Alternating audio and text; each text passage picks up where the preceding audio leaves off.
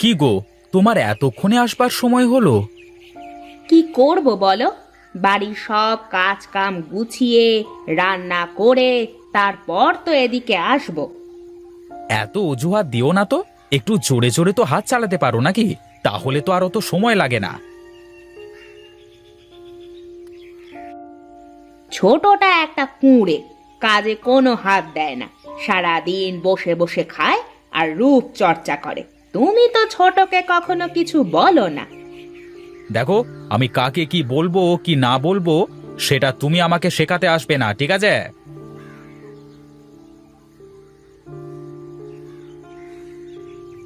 ওগো দেখো তো আমাকে কেমন লাগছে এই নতুন শাড়িতে। বাবা বাবা বাহ, হ্যাঁ খুব সুন্দর, খুবই সুন্দর লাগছে তোমাকে বউ। শাড়িটা যা মানিয়েছে না। ও মা, এই শাড়ি আবার কবে কিনে দিলে গো? ওই তো, ওর বাপের বাড়ি যাওয়ার আগে বললো যে নতুন শাড়ি নেই নাকি, তাই এটা কিনে নিয়েছিলাম। ও, আমি ছেঁড়া শাড়ি সেলাই করে পরে বেড়াচ্ছি, তোমাকে কত করে বললাম আমাকে একটা নতুন শাড়ি কিনে দাও। কই, আমাকে তো একটা শাড়ি কিনে দিলে না।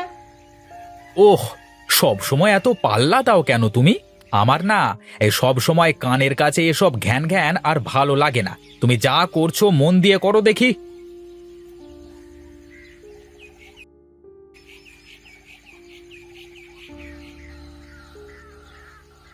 বাহ বাহ বাহ, কাউকে না বলে চুপি চুপি রান্নাঘরে ঢুকে খাওয়া হচ্ছে। বলি, কাজে ফাঁকি দিয়ে এসে খেতে লজ্জা করে না তোমার? কি বলিস ছোট, চুরি করে কেন খাবো? আমি তো নিজেই সব রান্না করি। আমার বাড়িতে আমি কেন খাবার চুরি করে খেতে যাব? ওরে বাবারে, উনার বাড়ি! কাল তো আমাকে বলবে আমার বাড়ি থেকে চলে যা। আমার তো ভয় করতেছে।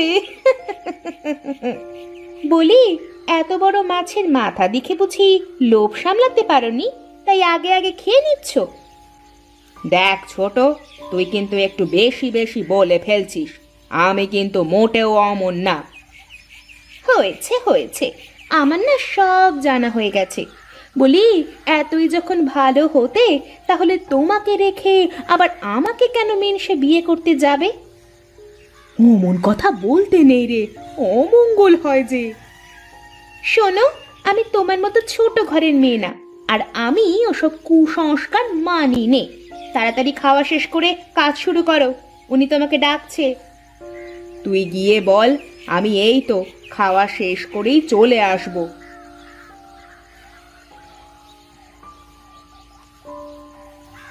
দাদা, বয়স তো আর কম হলো না, এবার একটা বিয়ে করে নাও, দেখবে তাতে করে তোমার বেশ ভালোই হবে। এই জ্ঞানী মানুষ অত সহজে কি আর ভুল কাজ করে রে? আরে বিয়ে করা আবার ভুল কাজ হলো কবে থেকে? তাহলে মানুষ বিয়ে করা ছেড়েই দিত। বিয়ে করে এই শুধু শুধু ঘরে অশান্তি ডেকে আনবার কি দরকার? কি যে বলো দাদা, তুমি দেখি কোনো খোঁজ খবরই রাখো না। কি যে বলিস, আমার তো কিছুই মাথায় ঢোকে না। নিতাই কুমোরের দুটো বউ, কুমোর হয়ে যদি দুটো বউ নিয়ে সংসার করতে পারে, তাহলে তুমি কেন পারবে না বলো দেখি? এই তার আগে বলতো, আমার বিয়ে নিয়ে তোর এত মাথা ব্যথা কেন? তোমার বিয়ে নিয়ে আমার কোনো মাথা ব্যথা নেই দাদা, কাছের মানুষ বলে বললাম তোমাকে। শুনলে শুনবে, না হলে শুনবে না। কিরে, উঠে দাঁড়িয়ে পড়লি কেন? কোথায় যাবি? আমাকে একটু যেতে হবে দাদা, ও পাড়ায় একটু কাজ আছে, তারপরে একটু গঞ্জে যাওয়া লাগতে পারে। যা, তুই তোর কাজ সেরে আয়। তার মানে এখন আমাকে একা একা থাকতে হবে? তুমি বাড়িতে গিয়ে আমার কথাগুলো একটু ভেবে দেখো দাদা, ও বেলায় আবার দেখা হচ্ছে, কেমন?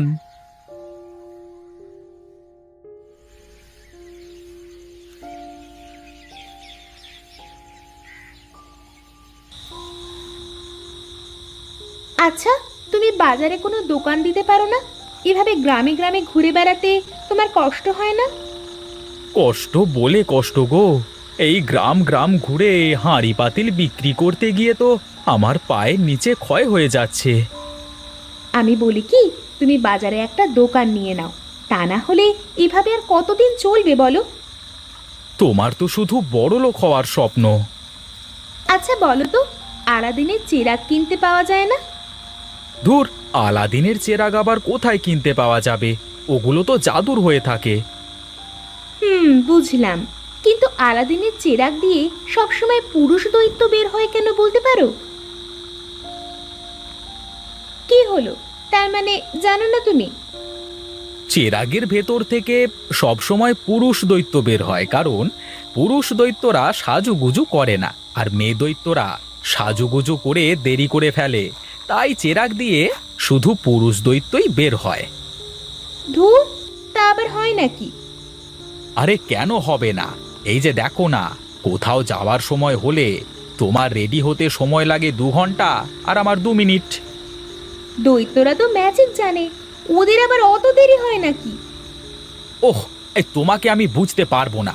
তুমি এখন একটু ঘুমাও, আমার আবার সকালে উঠে অনেক কাজ করতে হবে। সামনে আবার বড় পুজো, এখন একটু ঘুমাতে দাও।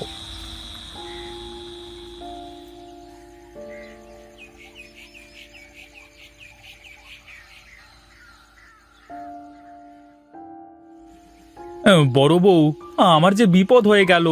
2 দিনের মধ্যে বিমল বাবুর সব অর্ডারের হাঁড়ি পাতিলগুলো দিয়ে দিতে হবে।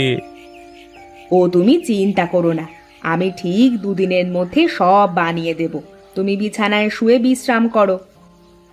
দেখো ছোট বউ, দেখো, এই কাজে সব টাকা দিয়ে তোমার ওই গলার জোড়া গড়িয়ে দিয়েছি, কিন্তু বড় বউ দেখো, তাও আমার জন্য সব কাজ করে দিতে যাচ্ছে, দেখে শেখো।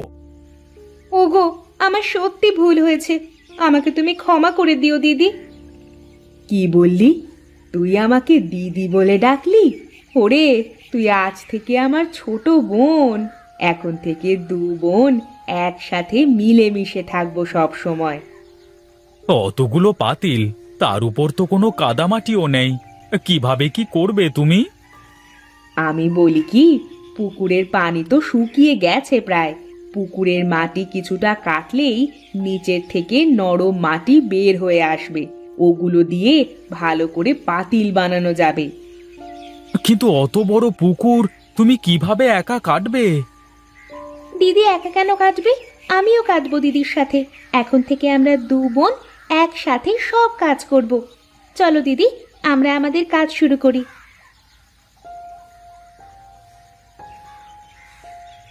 বিপদে পড়লে আসল বন্ধু চেনা যায়, এভাবেই যেন 2 গিন্নি সারা জীবন মিলেমিশে থাকে।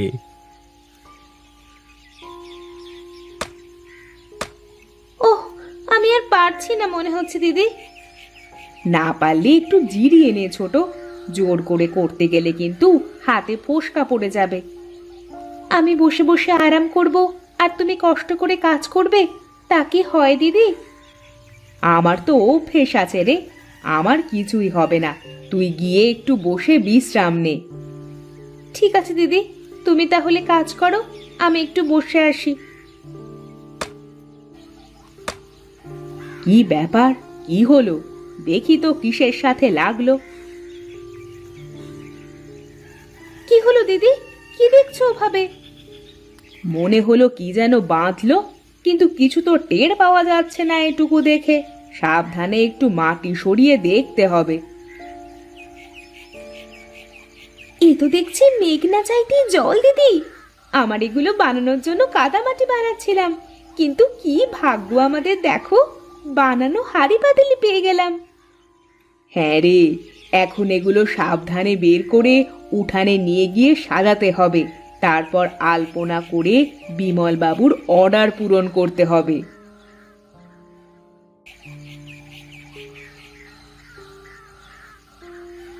এই খা খা রোদের মধ্যে তুই এগুলো করছিস, তোর তো জ্বর এসে যাবে। জ্বর আসলে আসবে, আমাকে দেখার জন্য তো তুমি আছো। সেটা তো আরো বেশি জ্বালা হবে। তার থেকে ভালো তুই গিয়ে একটু বারান্দায় বসে বিশ্রাম কর। না দিদি, তোমার তো কাজ করতে করতে অভ্যাস হয়ে গেছে, তাই এখন আর কিছু মনে হয় না। আমারও কাজ করতে করতে অভ্যাস হয়ে যাবে। ঠিক আছে, তোর যা ভালো মনে হয় তাই কর, আমি আর কি বলবো। বাহ, কি সুন্দর করে তুমি আলপনা আঁকো। আমাকে একটু শিখিয়ে দেবে দিদি? আলপনা আঁকা তো সহজ কাজ না রে ছোট, শিখতে একটু সময় লাগবে। কোনো সমস্যা নেই দিদি, তুমি আমাকে শিখিয়ে দিবা, তাহলেই তো হলো। বেশ তো, তাহলে পাশে বসে বসে দেখতে থাক, কয়েকদিন দেখলে শিখে যাবি।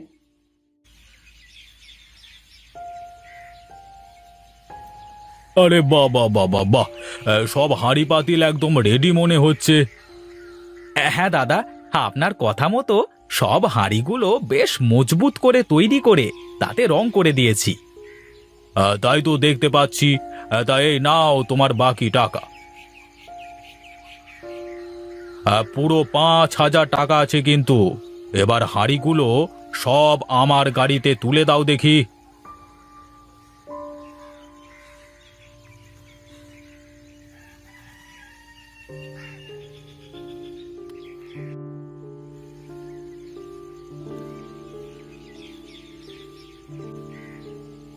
এখন তাহলে আমি যাই রে নিতাই, দরকার হলে আবার অর্ডার দেব কিন্তু।